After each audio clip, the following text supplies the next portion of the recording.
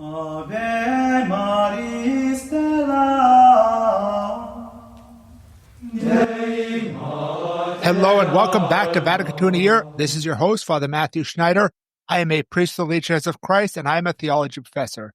This is a podcast on the StarCrest Production Network at sqpn.com. Today, we're going to give a general overview of Orientalium Ecclesiarum, which is on the Eastern rites, and we're going to interview Dr. Father Daniel Shaba, who's a Chaldean Catholic priest. If you want to follow along, we have a reading plan and more details at sqpn.com/Vatican or frmatthewlc.com/Vatican. So just a reminder, in this podcast, we're taking all the documents of Vatican II chronologically by publication date. So this is where it fits in the order of publication. The themes might not work perfectly like that, but that was just the easiest order to take. This one, Orientalium Ecclesiarum, just means of the Eastern churches.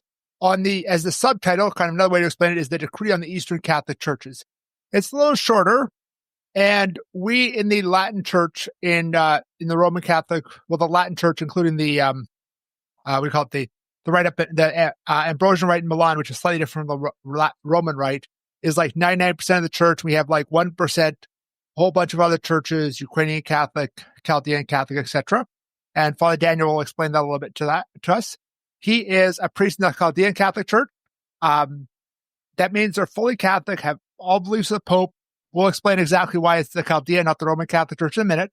He's the rector of St. Peter's Chaldean Cathedral in El Cajon, California, and he's pursuing a doctorate degree in canon law. Welcome to the podcast, Father Daniel. Thank you, Father Matthew. I appreciate it. Is there anything else about you that people people should know? Oh, so is there anything else that we should add for people to know about you? I was recently appointed as a judicial vicar for the Eparchy of St. Peter's, so I'm taking on that role as well. Oh, okay. And I'm not that interesting of a person, so that's pretty much it. Just for those who are not as familiar with church terms, the judicial vicar is just the one under the bishop in charge of canon law for the diocese or eparchy. Yeah, so he deals with canonical matters. Yeah, exactly. Yeah. No, it's like certain times you aren't the first one where a guest said a term and I know what it means, but I'm guessing a decent portion of the audience doesn't know what it means. So we're going to have 4 parts of our interview here on Orientalism Ecclesiarum. The first thing we're going to do is what are Eastern rites? You can explain Chaldean yourself, which is your own, and then some of the others.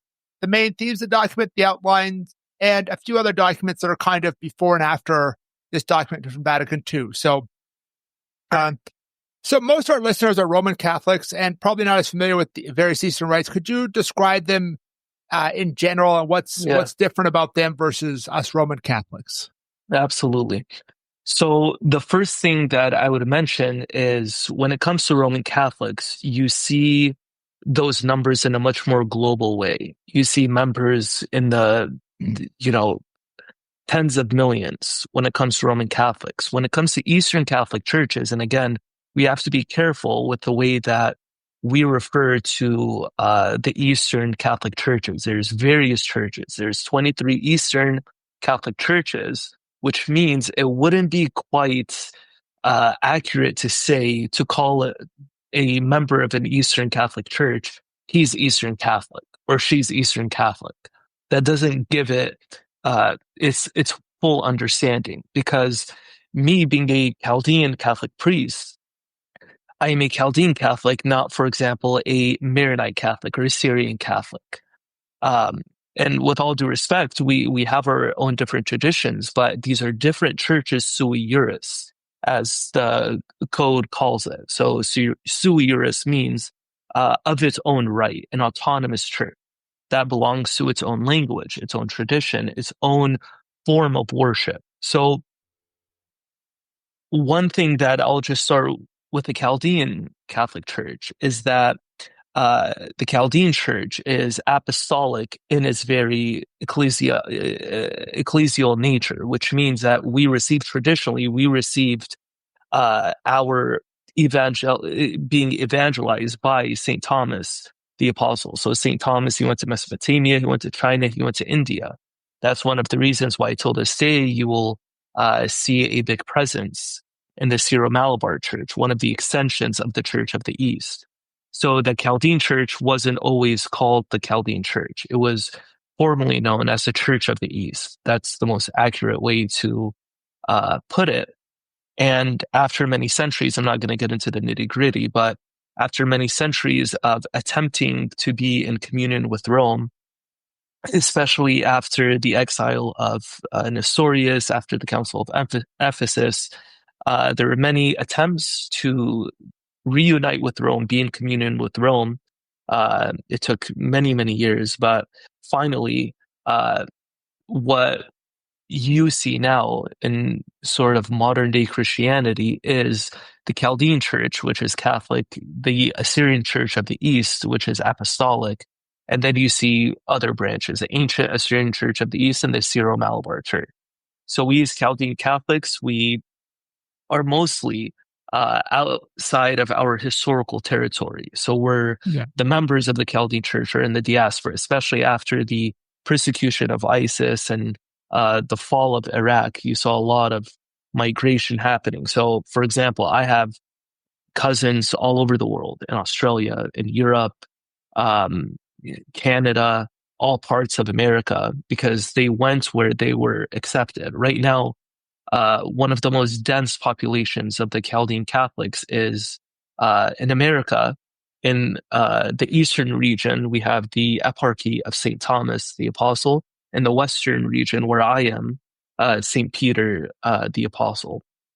And and we have different eparchies throughout the diaspora as well. In Canada, in Australia, and many historical eparchies we still have in the historical territory.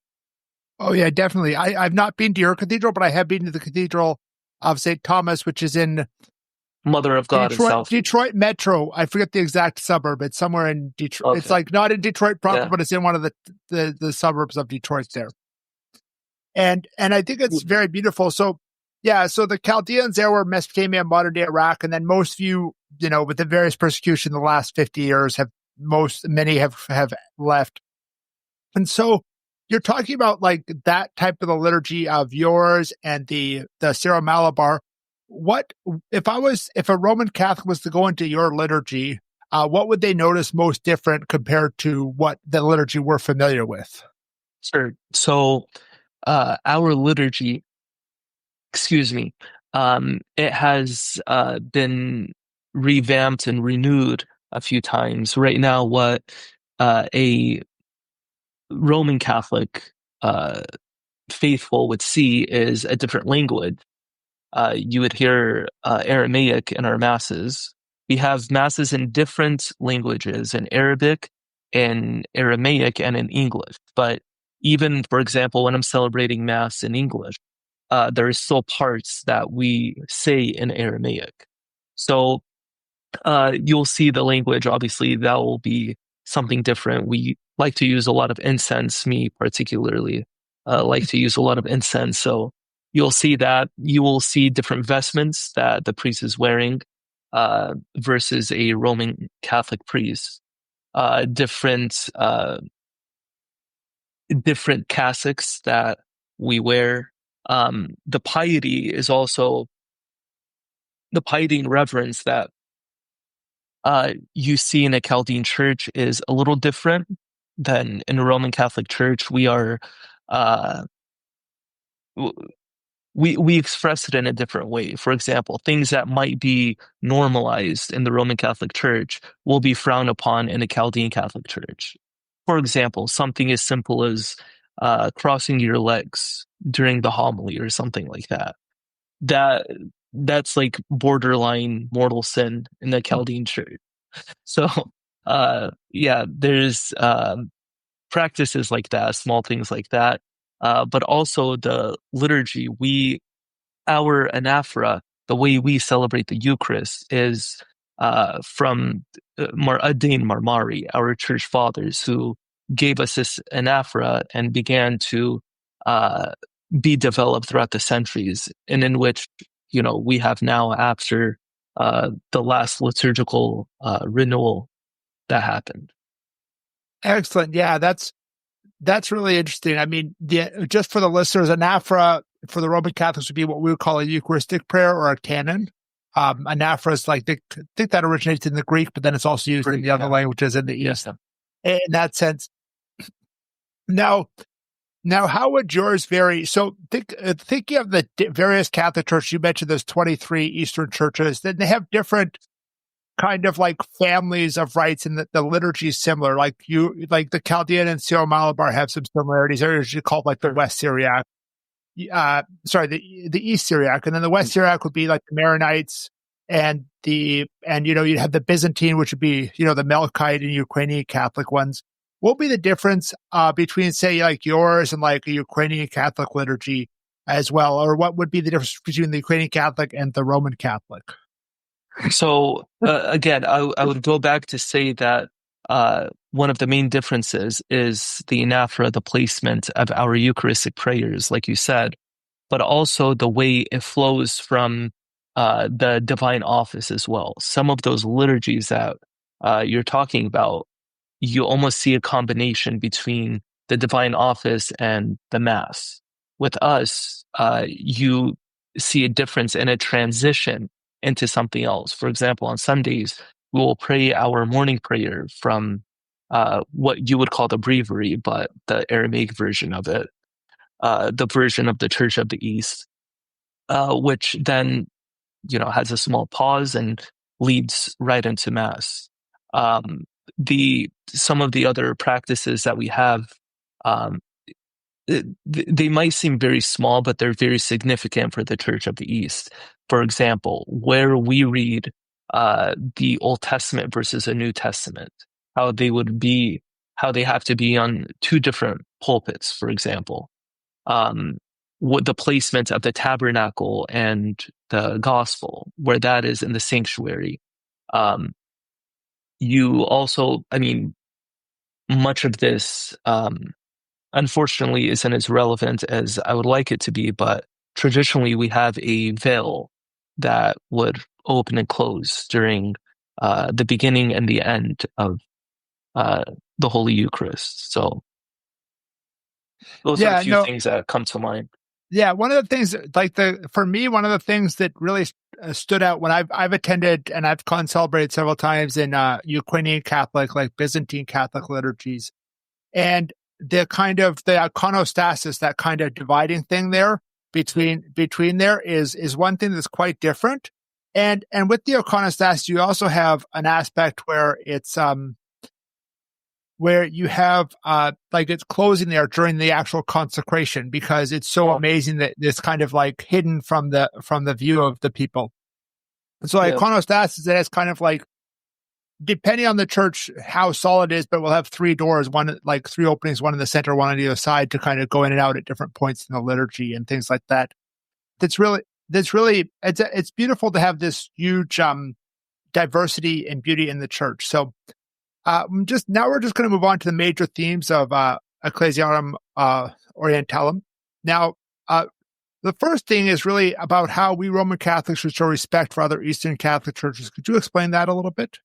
Yeah. So this decree, that is obviously one of the fruits of the Second Vatican Council, Orientalium Ecclesiarum, it was mostly seen as a pre-code for the Code of Canon Law for the Eastern churches. And one of the main reasons is exactly what you said, to show the differences, but also the similarities of these various Eastern Catholic churches, and what gives them their dignity and tradition and liturgy that they should be maintaining. Because again, what's happening during this time of the decree is a fear of Latinization of these Eastern churches.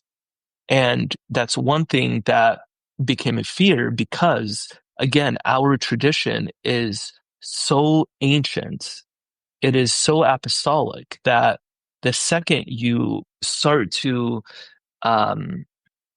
want to concede with a few things and want to make it okay to Latinize, this thing or that thing, it starts to dwindle. And then by the time you know it, it makes it much harder to bring back.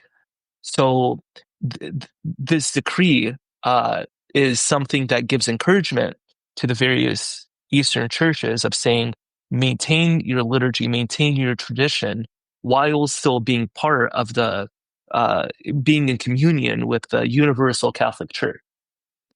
Oh, definitely. I guess now that you're saying it, I think I skipped it above talking about like kind of the history of the liturgy and how at first you have like Justin Martyr in 150 who says each priest kind of gives his own, it says words for consecration he sees fit. And then you had kind of from the few hundred years after that, you had kind of like families of liturgical traditions coalesce around certain things like Byzantium, modern day Istanbul, Rome, and then out like where you are out in like the Syria, Iraq, and then more in Lebanon and different ones, and now then down in Africa and things like that. And today, like churches exist in all these places. Some are Catholic. Well, the Catholic Church maintains a kind of a sui juris church for each of them, although some of them are extremely small. Like some of them are, you're talking, like 2,000 members or something in the entire one. And there are Orthodox churches in almost all of these as well. And that's the other thing. Like, how is the document talks about the relationship between the Eastern rites and Orthodoxy as well? Because I think which I think is kind of more important than us in the West, because we're like a different church for them, whereas you are, you have the same liturgy, so you have a kind of familiarity with them. Yeah. Well, you bring up a good point, and that is what would make these Eastern Catholic churches very appealing to these various Orthodox churches. And again, that's very important when it comes to ecumenism. And I think that's one thing the fathers had in mind when drafting this decree of Orientalium Ecclesiarum, is because right now, if you look at the Code of Canon Law for the Eastern churches, it says that when someone from a very similar rite, non-Catholic from a similar rite, wants to be in communion with the Catholic Church, they are attached to the rite that is closest to them. And if I am an Orthodox, non-Catholic faithful, and I look at the churches right now, I would ask the various Eastern Catholic churches, I would ask myself, what makes this attractive? If I do not see tradition being maintained, the liturgy, the language, then it sort of becomes discouraging at that very, first step of wanting communion with the Catholic Church. That's one of the reasons why many Eastern Catholic churches will mention that you need two things to make sure you maintain what your fathers have passed down for centuries, and that is language and liturgy. When you lose both of those, or either, you become sort of crippled in that sense. And that's why the current is sort of against us. We who have migrated from the historical territory that we're from and are scattered, really dispersed all over the world. Because you come to America, now you have the generations that were born in America and raised in America not speaking Aramaic the way they should be.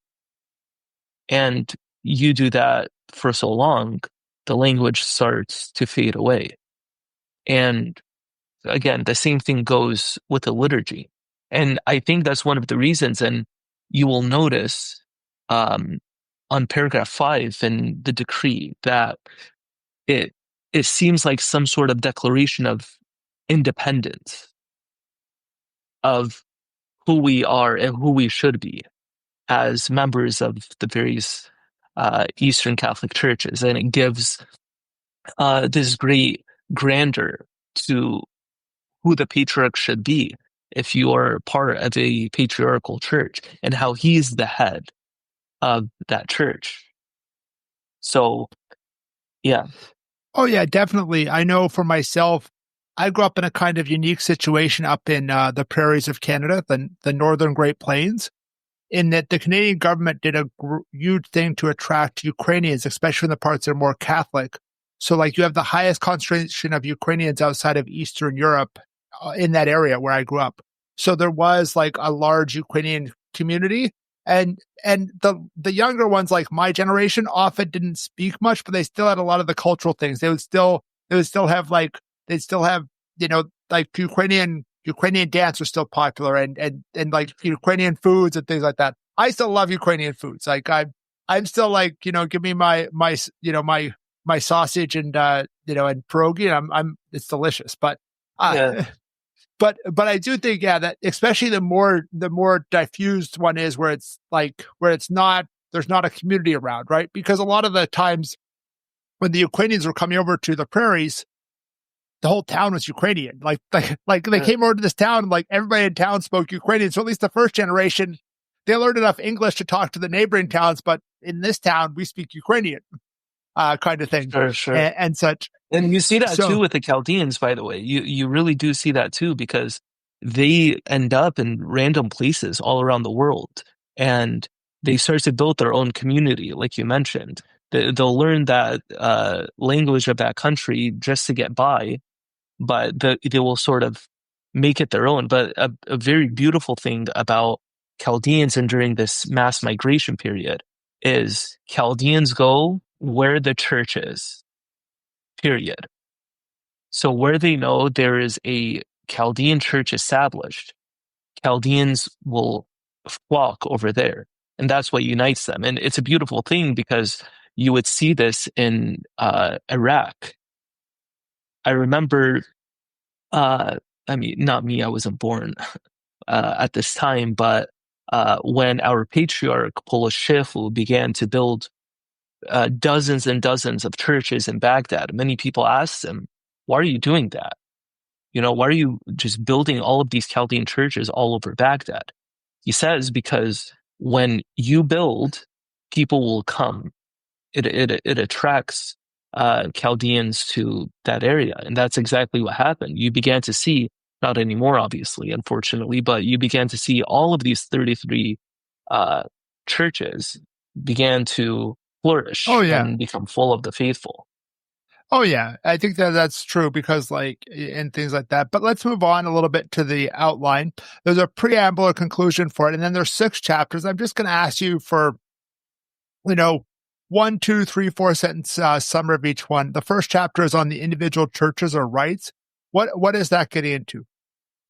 So that is getting into the tradition, the spirituality, and just the unique faithfulness of that certain church sui iuris. And then the second chapter is on the preservation of the spiritual heritage of the Eastern churches. What is? I'm guessing that's on kind of, we already talked about the importance of preserving those traditions. Yep. And then the third one is on Eastern Rite patriarchs.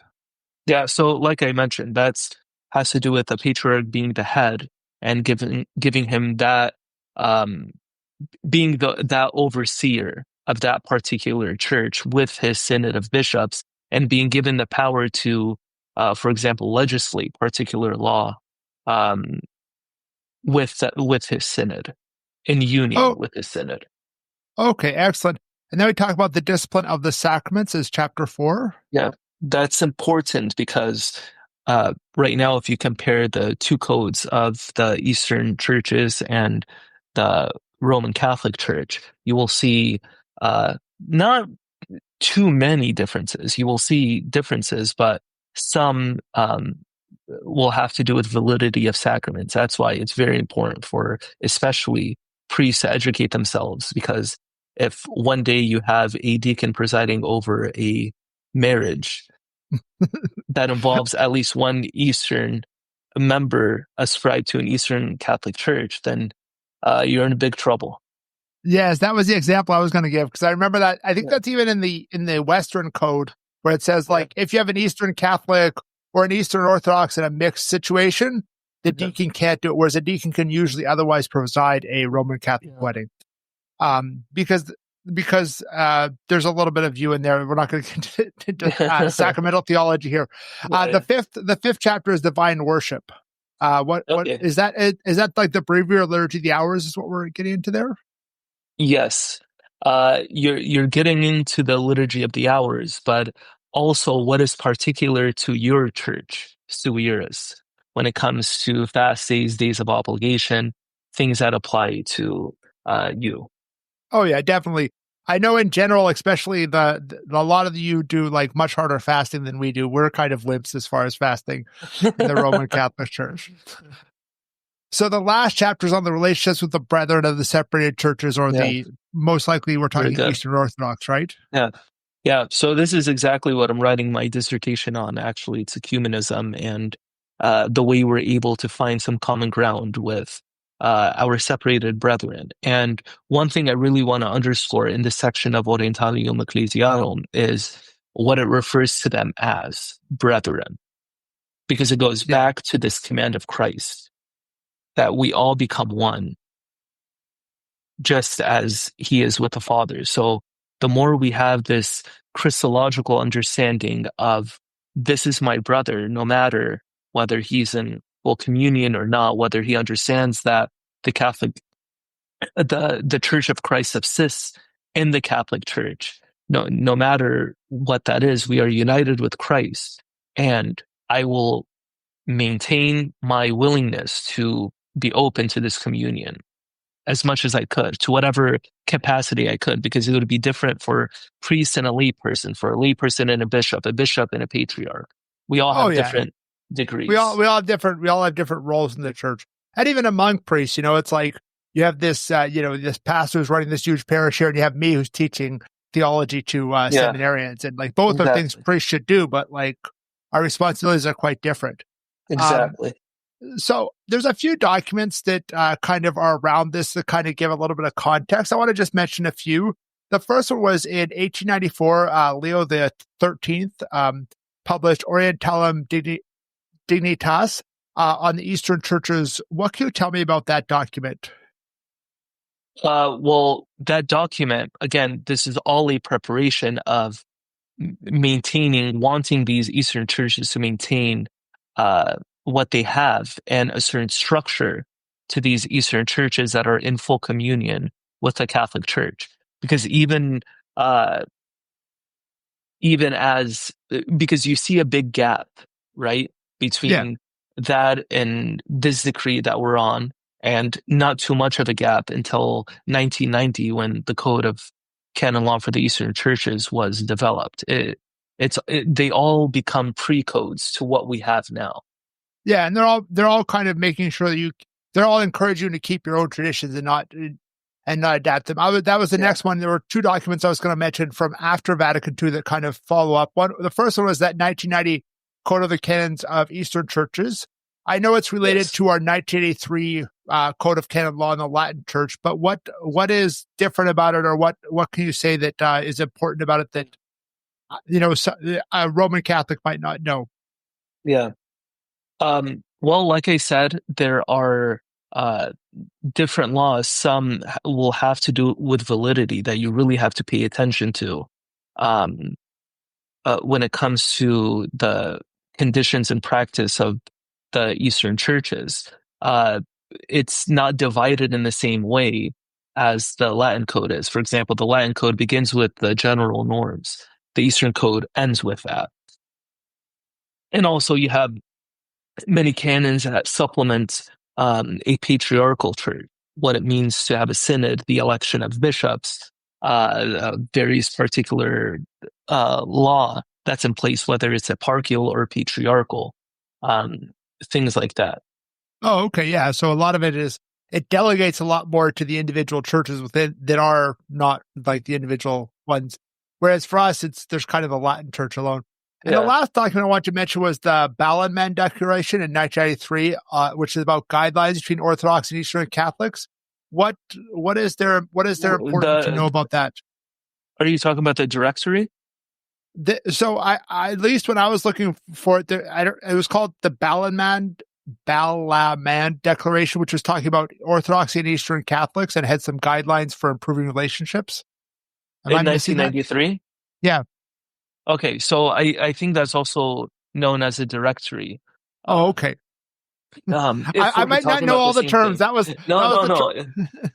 If we're talking about the same thing, but that is something I am also using heavily for my dissertation because it has to do exactly with ecumenism and the way we are to promote that, and the way we are to go about it, and being able to not be stuck on the different doctrinal differences, that we have with them, but to focus more on the unity that is called to us by Christ.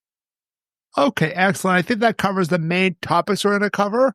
I just want to ask you if a Roman Catholic wanted to attend a Chaldean Catholic church for some Sunday, is that possible, Father Daniel, or is there some kind of some kind of rule against it? And what would be the procedure for that? Yeah, they could.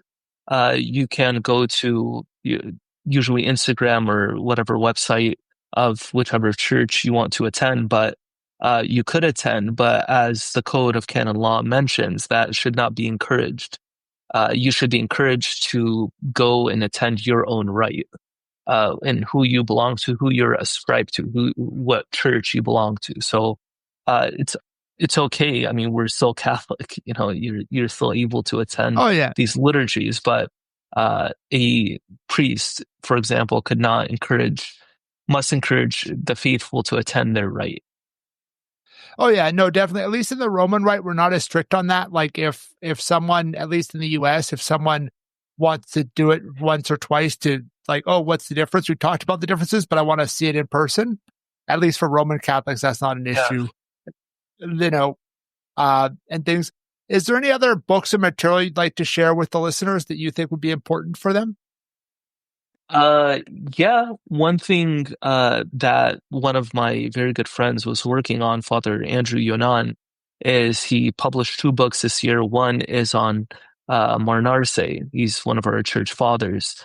And he did a lot of translating of his Memora that was never translated before from the Aramaic. Oh, yeah. So we have that and a supplement for that. And also he translated what we call the Hadra, also known in the Roman Catholic Church as a breviary, into English, from Aramaic to English. He did that before, but not all of it in its totality. But this was a big project he worked on. So, and I know he gives a preface in that book of the history of the Church of the East and what the way our liturgy is broken down.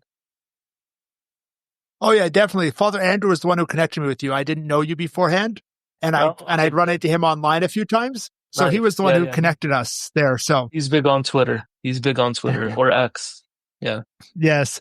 Well, thank you for listening to our listeners. Thank you for listening to this episode of Vatican II in a Year. This is a listener-supported podcast. You can donate to help StarQuest produce it. Another great podcast at sqpn.com/give. You can give one-time monthly or join the StarQuest Patreon. Tomorrow we're going to start reading Orientalium Ecclesiarum with paragraph 1 on valuing all the rights. Please join us then to learn more about the Catholic Church. More about Vatican II, which provides a blueprint for the Catholic Church. If you want more information, go to sqpn.com/Vatican, frmatthewlc.com/Vatican, or Vatican SQPN on Facebook and X for a reading plan and playlist for individual documents.